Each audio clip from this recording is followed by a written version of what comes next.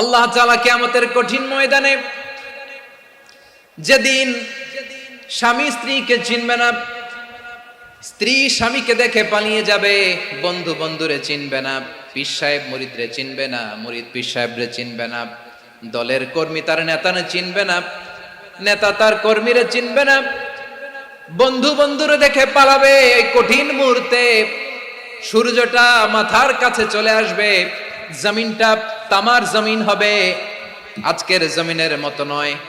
মানুষ ঘর্মাক্ত, ক্লান্ত, শ্রান্ত মাথার মগজগুলো কানের ছিদ্র আর নাকের ছিদ্র দিয়ে বেয়ে বেয়ে পড়বে।